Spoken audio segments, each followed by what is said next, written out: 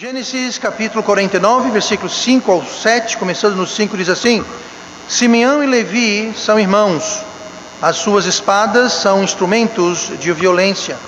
No seu secreto conselho não entre minha alma, com a sua congregação minha glória não se ajunte, porque no seu furor mataram homens, e na sua teima arrebataram bois. Maldita seja o seu furor, pois era forte, e a sua ira, pois era dura. Eu os dividirei em Jacó e os espalharei em Israel. E oremos. Amado Pai, Deus querido, obrigado pela Tua palavra. Obrigado que ela é santa, perfeita, preservada, ó Pai. Nós pedimos agora que o Senhor possa abençoá-la, a sua leitura, a pregação da mesma. Peço que o Senhor me dê o Teu poder, o Teu Espírito possa controlar o meu pensar, possa usar a preparação, mas que possa abençoar com poder, para que possamos ouvir com fé, para que possa surtir efeito em nossas vidas e receber de nossos corações. Abençoe agora, te pedimos em nome de Jesus. Amém. E vamos sentar então esta noite. E estamos voltando para o nosso estudo de Gênesis na reta final, capítulo 49. E nós começamos na semana passada e nos deparamos com o tribunal de Jacó. E o tribunal de Jacó é uma figura, é um exemplo, um retrato que exemplifica o tribunal de Cristo, do qual nós vimos na semana passada, no versículo 1, diz assim: Depois chamou Jacó a seus filhos e disse: Ajuntai-vos e anunciar-vos-ei o que há de acontecer nos dias vindouros. Ele estava passando sentença no que havia de ser. Não ia acontecer aquilo naquele dia, naquela hora, nem tudo pelo menos, algumas coisas demorou algum tempo, como nós vamos ver hoje. E o versículo 2 fala: Ajuntai-vos, ouvi, filhos de Jacó, e ouvi a Israel, vosso pai. Então isso aqui ele está juntando, assim como os crentes no arrebatamento vão ser juntados, e nós vamos todos aparecer perante Cristo, tribunal de Cristo. E aqui mesma coisa, todos os filhos de Jacó são chamados, são juntados para ouvir o que ele vai passar. E nós temos o tribunal de Cristo lá em 2 Coríntios 5, versículo 10, não vamos ler, nós vimos isso na semana passada, mas o tribunal de Cristo, assim como o tribunal de Jacó, não foi uma ocasião igual para todos, não vai ser uma ocasião agradável para todos. Nós vimos na semana passada que vai ser um tempo, para algumas pessoas vai ser uma ocasião, vai ser um tempo, vai ser uma ocorrência de grande vergonha e vexame, como foi com Rúben. Rúben teve o seu segredo não confesso, não arrependido, não tratado.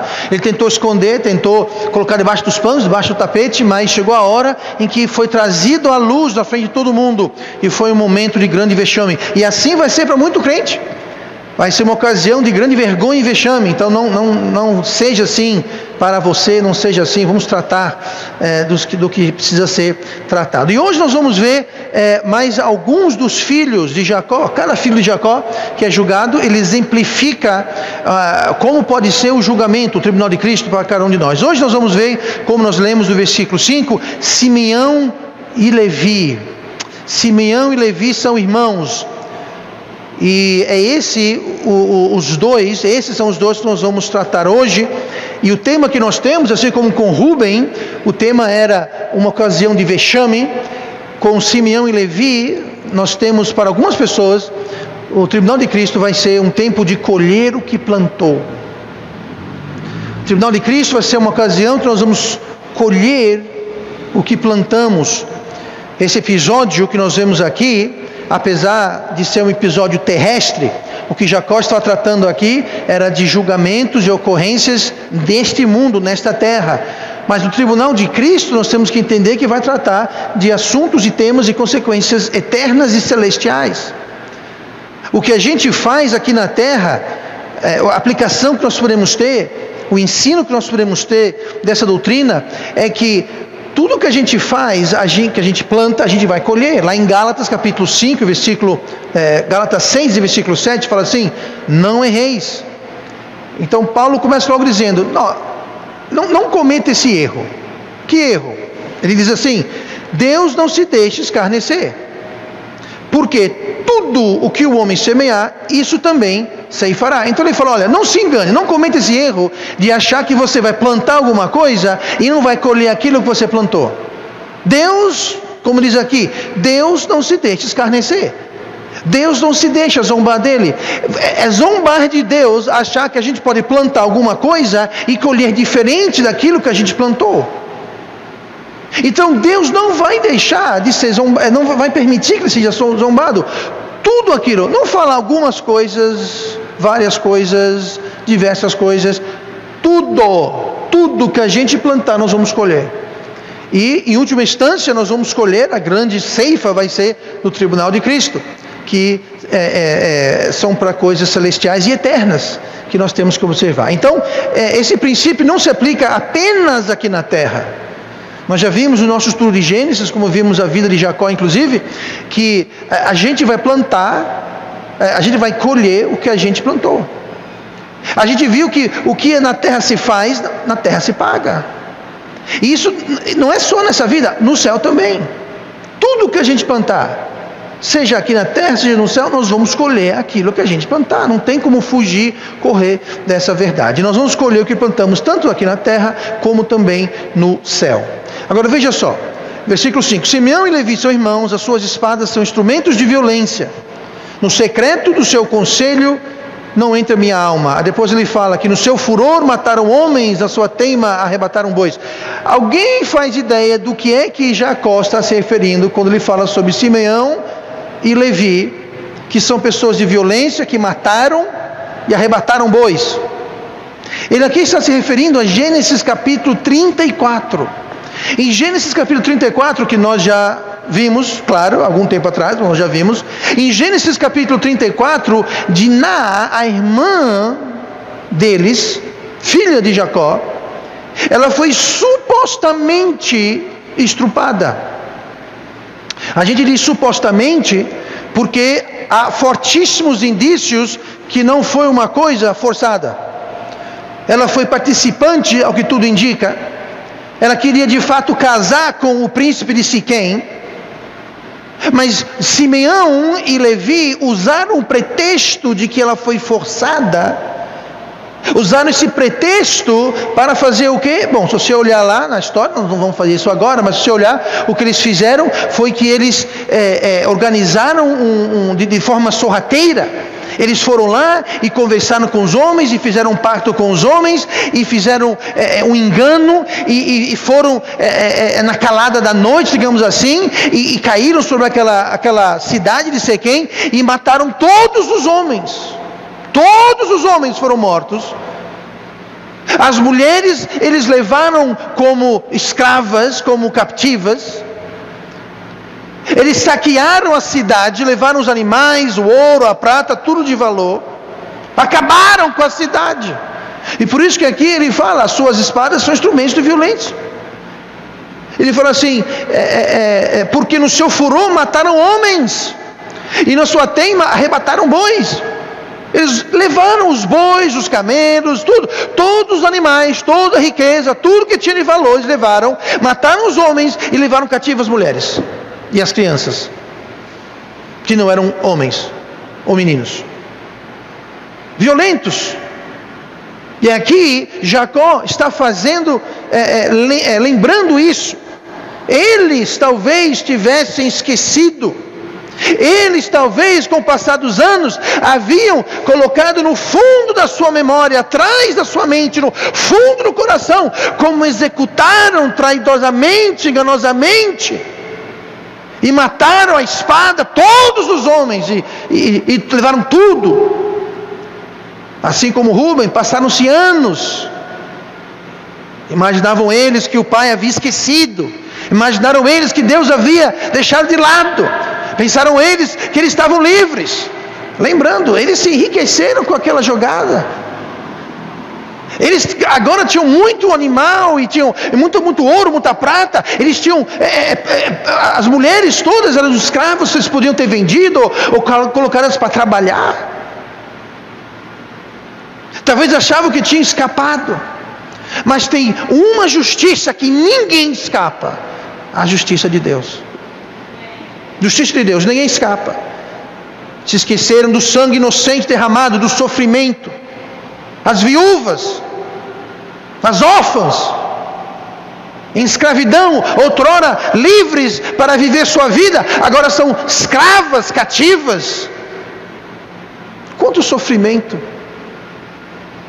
Crianças mortas, pessoas inocentes Se de fato eles queriam vingar o que houve com a sua irmã, só uma pessoa precisaria pagar o preço, não toda a cidade.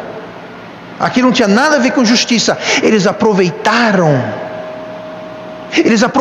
a oportunidade para se enriquecerem. Se ele esqueceu, Jacó não havia esquecido. Jacó carregava em seu coração aquele peso, e mesmo passado todos aqueles anos, ele ainda sentia. E isso reflete aqui, quando ele chamou: vem aqui meus filhos, que eu vou agora julgar, eu vou agora dizer o que vai acontecer. Ele falou: Rubens, você envergonhou, você subiu e você, a Bíblia fala o termo que usa, maculou o meu leito. E vocês dois, Levi e Simeão, vocês são homens de violência, vocês mataram homens e arrebataram, roubaram a cidade. Tudo que plantamos, nós vamos colher. Eles plantaram. Passe o tempo que passar, seja no céu ou na terra, seja onde for, você não tem como fugir, eu não tenho como fugir. A justiça de Deus irá nos alcançar. Por quê? Porque de Deus ninguém zomba. Deus Todo-Poderoso não vai deixar ninguém zombar dele. Como assim? Haha, aí Deus, eu pintei, eu bordei, eu roubei, eu matei, eu menti, eu enganei, e ó, livrezinho da Silva. Não aconteceu nada comigo. Eu estou rico, está tudo bem, até Deus vir bater na sua porta. Se ajunte aqui. Deixe eu falar o que vai acontecer nos dias vindouros. O dia vai chegar. Um dia vai chegar. Jacó aqui decreta então a sentença sobre ambos, Simeão e Levi, que foram os dois principais, foram os dois que se juntaram entre todos os irmãos. Foi Simeão e Levi que juntaram para tramar, planejar e executar um massacre de Siquém, da cidade de Siquém. E aqui ele fala no versículo 7: maldito seja o seu furor, pois era forte, e a sua ira, pois era dura. Eu os dividirei em Jacó e os espalharei em Israel. Aqui ele passou o decreto: os dois seriam desprestigiados e os dois seriam separados e espalhados, como nós vamos ver aqui. Primeiro vamos ver Simeão. Olhe comigo para Josué, livro de Josué, versículo 19 capítulo 19, versículo 9. Simeão, aqui, passaram-se muitos anos. Como podemos ver aqui, o livro de Josué foi na época que o próprio Simeão e Levi já haviam tido filhos e gerado gerações e etc. Mas lá em Josué 9 está falando sobre a herança e a consequência da sentença dessa herança. Josué 19:9 diz assim: aqui é Josué que está dividindo as parcelas da terra prometida para ser ocupado pelas tribos, conforme suas famílias.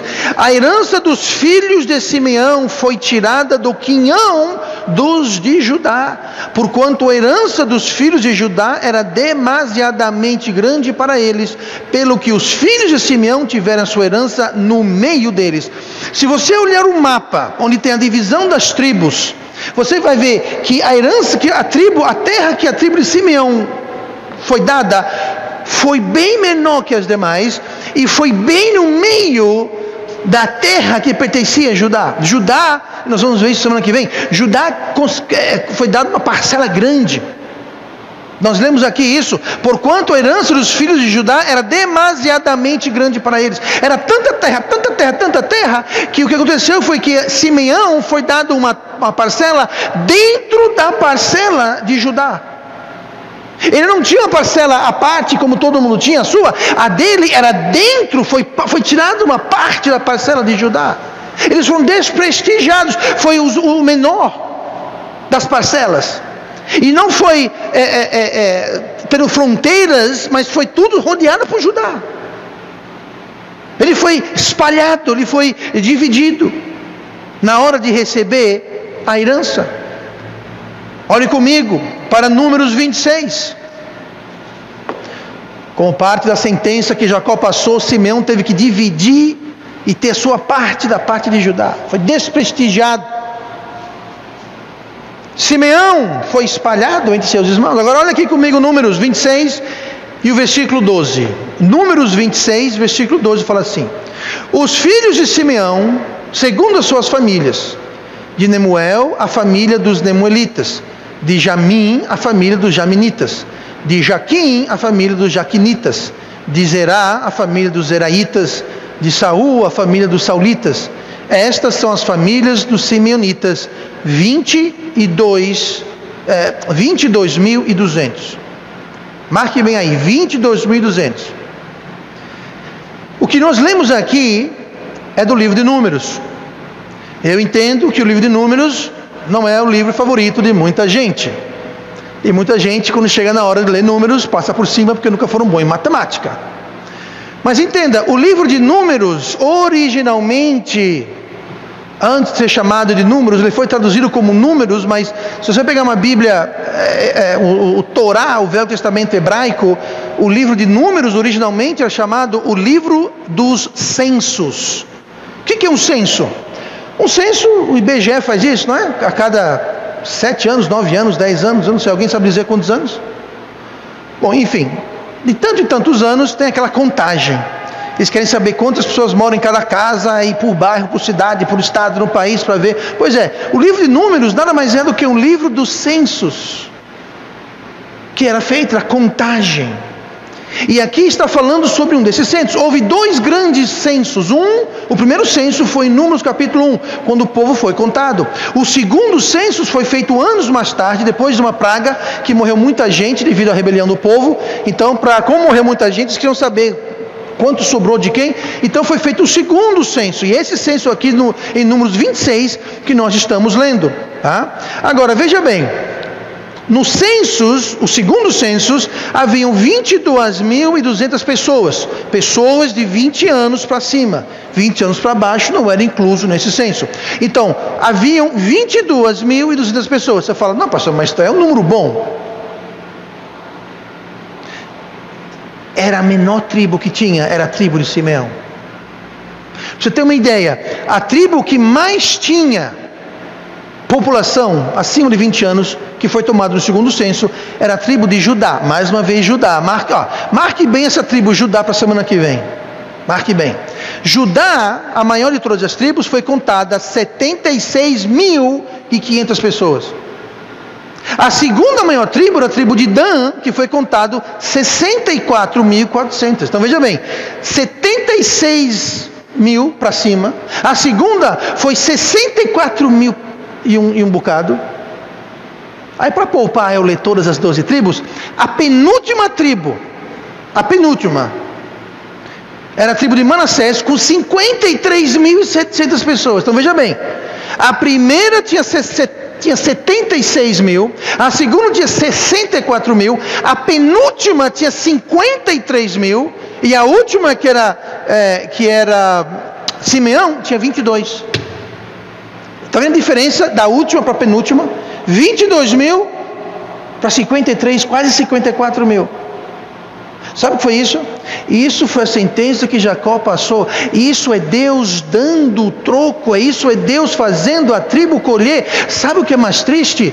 A essa altura do campeonato, Simeão já tinha chutado as botas, já estava morto, enterrado. Estava no céu, Quem estava pagando o pato, sabe quem era? Os seus descendentes. Cuidado, crente.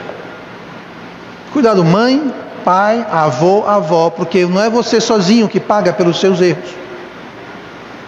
Aqui, de modo corporativo, toda a tribo estava pagando, porque o patriarca incorreu sobre si e sobre toda a sua descendência esse julgamento. Vamos ver Levi. Levi, da herança, da herança, vamos para Josué 13 e 14, vamos ver a herança de Levi, o que houve com a herança de Levi. Josué 13 e versículo 14, diz assim: Tão somente a tribo de Levi não deu herança. Ou seja, a tribo de Levi ganhou, sabe quanta terra eles ganharam? Nada. Nada. Continua. Os sacrifícios queimados do Senhor de Deus de Israel são a sua herança, como já lhe tinha falado. Ou seja, Levi, que era a tribo dos sacerdotes, não tinha terra. O que eles tinham eram algumas cidades aqui e ali, que eles foram dados, mas não tinha terra própria deles. E eles recebiam uma parte daquilo que era oferecido como sacrifício, mas eles não tinham terra. Simeão recebeu uma parcela extremamente pequena em comparação às demais tribos. E o número da população de Simeão nunca foi de grande expressão. Levi não recebeu terra nenhuma. Levi, no entanto, se salvou em parte. Ele deu uma melhorada, em que os levitas tomaram o lado de Moisés na questão do povo se prostituindo com as mulheres moabitas. Vamos comigo para Números 25, rapidinho. Números capítulo 25, versículo 1. Diz assim, versículo 1 de Números 25: Israel deteve-se em Sitim, e o povo começou a prostituir-se com as filhas dos moabitas. Elas convidaram o povo aos sacrifícios dos seus deuses, e o povo comeu e inclinou-se aos seus deuses. Aí você lê mais adiante que houve uma grande revolta, Deus trouxe julgamento, e foi os da tribos de Levi que tomaram de imediato o lado, junto com Moisés. Inclusive tinha lá um judeu que estava junto, abraçado lá com uma moabita, e esse indivíduo pegou uma lança e atravessou a lança e matou ele num golpe só. E eles tomaram partido, e por causa disso eles foram escolhidos para ser os sacerdotes, entre outras coisas, claro. Mas isso foi algo que contribuiu para que fosse, digamos assim, aliviada a barra um pouquinho deles. Tanto que nos censos, Levi, você vê, o último era Simeão, o penúltimo era Adã, Levi estava mais acima. Então Levi não foi tão afetado devido a isso. Mas entendo, aqui a tribo de Levi, a tribo de Simeão estavam colhendo o que haviam plantado anos atrás. Eles haviam planejado, executado aquela matança, aquele roubo, aquela injustiça, aquele sofrimento. E Jacó chama eles e fala: vocês são homens de violência, vocês são homens de roubo, vocês roubaram. Eu vou espalhar e separar vocês. E foi o que ele fez, foi separado. Um teve uma parcela pequena de terra, outro não teve terra nenhuma, outro ficou a tribo menor que tinha. Por quê? Porque estavam colhendo o que haviam plantado, e mais cedo ou mais tarde todos nós vamos colher o que nós plantamos, seja aqui nessa vida, seja no tribunal de Cristo, nós vamos colher. Rubens pensou que tinha se safado, tinha escapado. Rubens, Simeão, mesma coisa, mas chega a hora de fazer o acerto de contas. Pode passar o tempo que for, haver a distância que haja, a justiça de Deus alcança a todas. Não adianta correr, não adianta fugir, não adianta achar ruim, não adianta não acreditar, o dia vai chegar. Vai chegar, não adianta. Ah, pastor, eu não acredito nisso. Problema seu. Estou dizendo que a Bíblia está dizendo. E um dia vamos saber. Um dia haverá uma prestação de contas. E nós vamos colher aquilo que plantamos. Isso no tribunal de Cristo. Mas depois de passar uma vida colhendo os frutos do pecado e dos erros aqui na terra. Porque não pense você que o Filho de Deus pode pecar, ser rebelde e ter sucesso nessa vida. Ah, você pode ter o erro. Eu já vi muito crente deu as costas para Deus para conseguir o que eles queriam, do jeito que eles queriam, no tempo que eles queriam. Às vezes conseguem, mas eles não conseguem desfrutar do que conseguiram.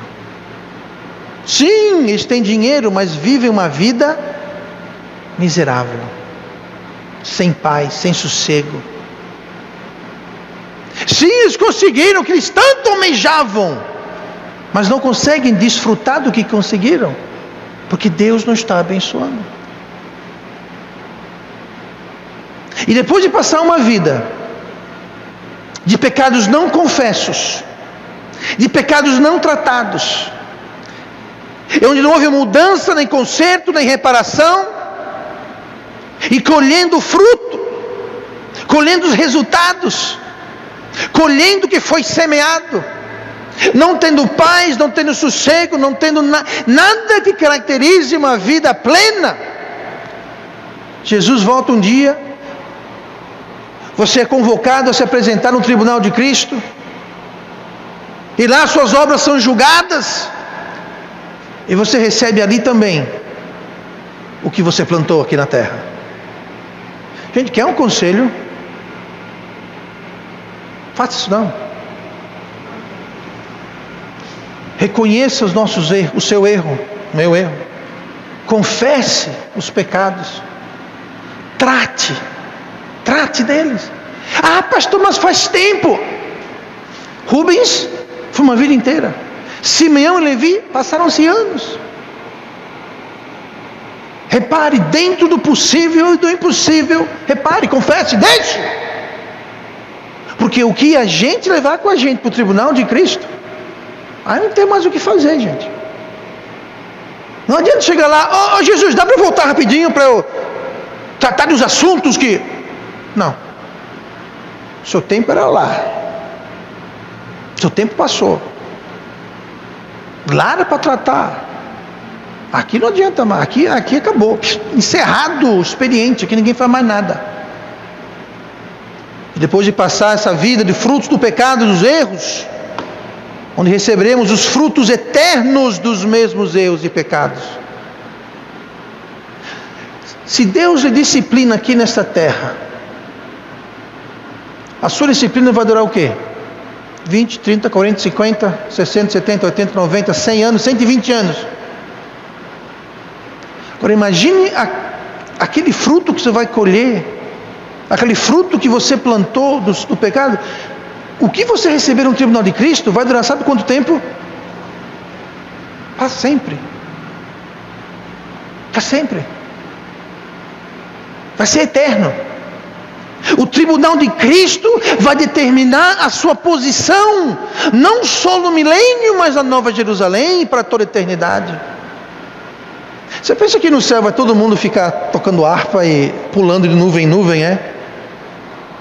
Gente, o céu é um lugar.